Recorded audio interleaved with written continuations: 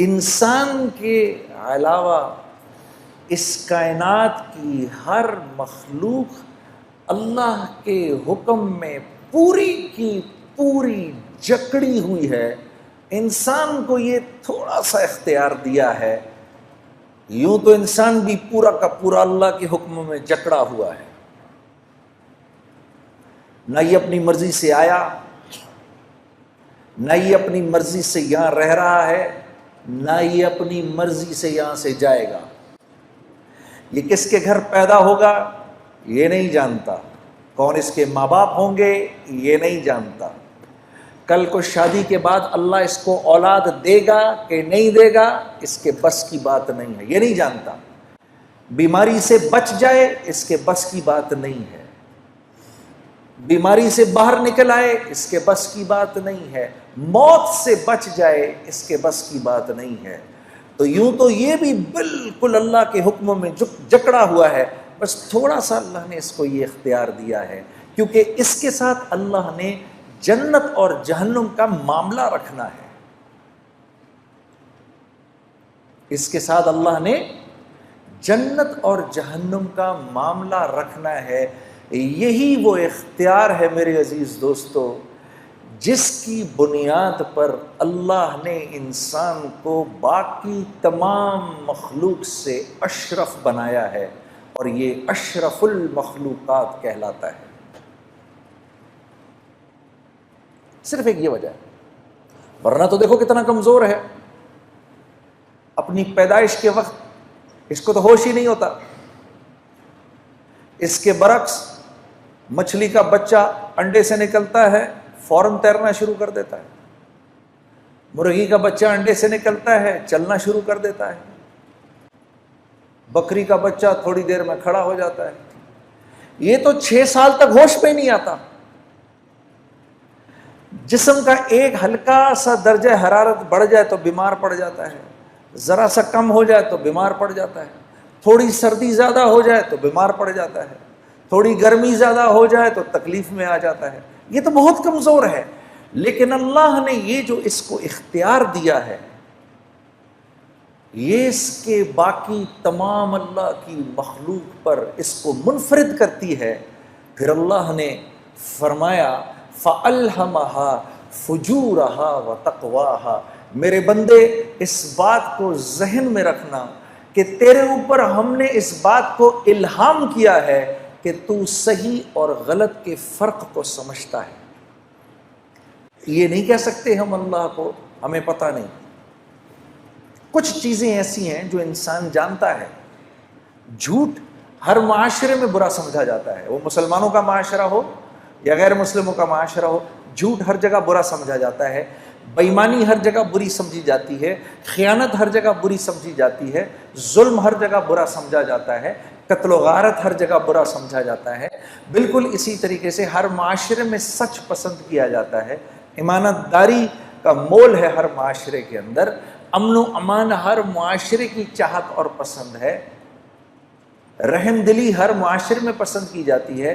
تو اللہ فرما رہے ہیں فَأَلْهَمَهَا فُجُورَهَا وَتَقْوَاهَا. تجھے اتنا علم ہم نے دیا ہے،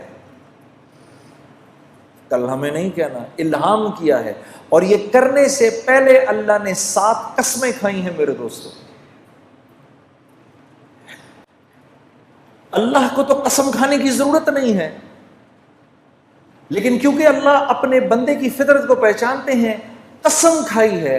7 قسمیں کھائی ہیں، زمانے کی اور وقت کی قسم کھائی ہے، کیونکہ اللہ جانتے ہیں میرا بندہ وقت کی اس کے ہاں قیمت ہے. ہم نہیں کہتے میرے پاس وقت نہیں ہے، تو اللہ جانتے ہیں کہ وقت کی اس کے ہاں قیمت ہے. تو قسم کھائے وَالشَّمْسِ وَضُحَاهَا وَالْقَمَرِ إِذَا تَلَاهَا وَالنَّهَارِ إِذَا جَلَّاهَا وَاللَّيْلِ إِذَا يَغْشَاهَا وَالسَّمَاءِ وَمَا بَنَاهَا وَالْأَرْضِ وَمَا طَحَاهَا. 6 قسمیں تو وقت کی کھائیں کہ مجھے سورج کے نکلنے کی قسم، اور پھر چاند کی تمازت کی قسم، اور پھر دن کے اجالے کی قسم، اور پھر رات کے چھا جانے کی قسم، اور پھر اس رب کی قسم عجیب کہ جس نے آسمان کو بنایا اور تخلیق کیا، اور کیا ہی بات ہے اس رب کی، اس کی قسم کہ جس نے زمین کو بچھایا، اور پھر ساتویں قسم آپ کی کھائی اور کہا میرے بندے مجھے تیری جان کی قسم، اور اس رب کی قسم جس نے یہ خوبصورت انسان بنایا ہے، فَأَلْهَمَهَا فُجُورَهَا وَتَقْوَاهَا۔ جو اختیار تجھے دیا ہے وہ کسی کو نہیں دیا۔ لو انزلنا هذا القرآن على جبل لرأيته خاشعا متصدعا من خشیۃ اللہ۔ جب ہم نے اس قرآن کو پہاڑ پر اتارنے کی کوشش کی، کتنی مضبوط چیز ہے،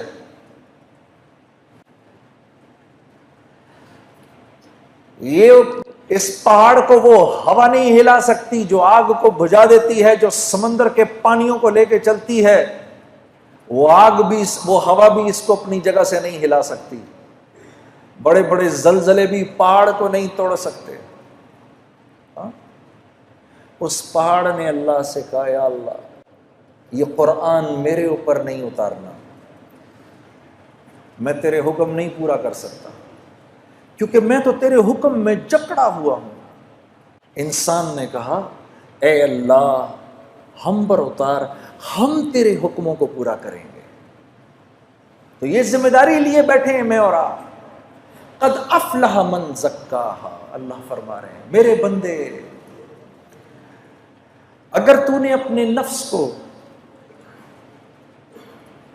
اگر تو نے اپنی خواہشات کو میرے حکموں کے تابع کر دیا تو تو کامیاب ہو جائے گا۔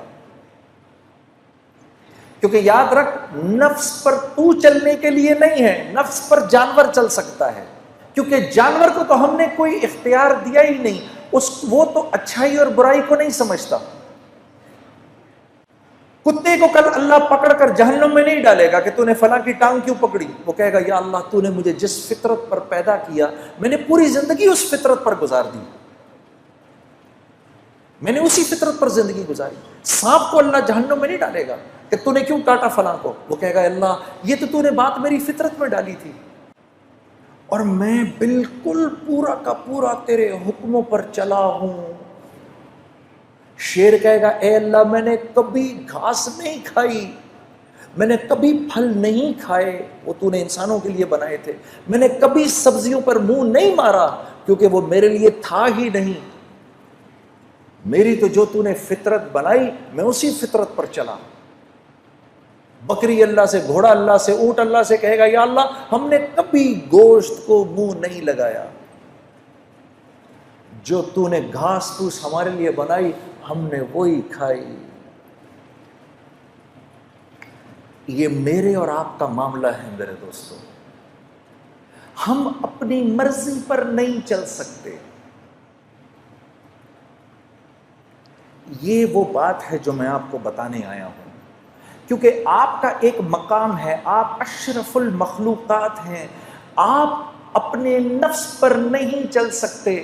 اگر نفس کہہ رہا ہے کہ سوتا رہے فجر گزرتی ہے تو گزرے، یہ آپ نہیں کر سکتے۔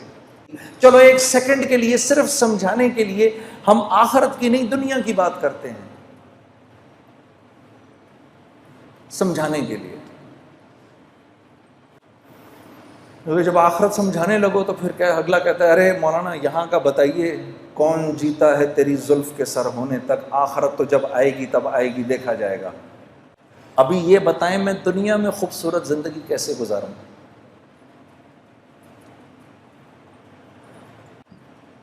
کل کراچی ایئرپورٹ پر جب میں یہاں آ رہا تھا تو ایک بھائی میرے پاس آ کے بیٹھ گئے، ہم مسجد میں نماز پڑھنے لگے تھے تو وہ میرے پاس بیٹھ گئے، مجھے کہنے لگے مجھے بتائیں میں دنیا میں ایک خوبصورت زندگی کیسے گزار سکتا ہوں۔ میں نے کہا میں اگر آپ کو یوں بتاؤں اور اگر آپ میری بات پر عمل کر لیں تو آپ یقین کریے کہ اللہ رب العزت کی ذات، اس کی یہ منشا ہر وقت کی منشا ہوگی کہ آپ کی زندگی ایک خوبصورت زندگی بن جائے۔ اور جس کے لیے اللہ رب العزت طے فرما لیں کہ اس کی زندگی خوبصورت ہوگی، ساری کی ساری کائنات مل کر اگر اس کی زندگی کو خراب کرنا چاہے، اس کو پریشان کرنا چاہے تو نہیں کر سکتی۔ اور اگر اللہ یہ فیصلہ فرما لیں کہ نہیں یہ نافرمان ہے، اس کی زندگی میں اس کو ہم خوف اور غم کا لبادہ پہنائیں گے ہی، 7 ارب انسان اگر مل کر آپ کی زندگی کو خوبصورت بنانا چاہیں تو نہیں بنا سکتے۔ اس کو کہتے ہیں لا الہ الا اللہ، یہ ہے لا الہ الا اللہ۔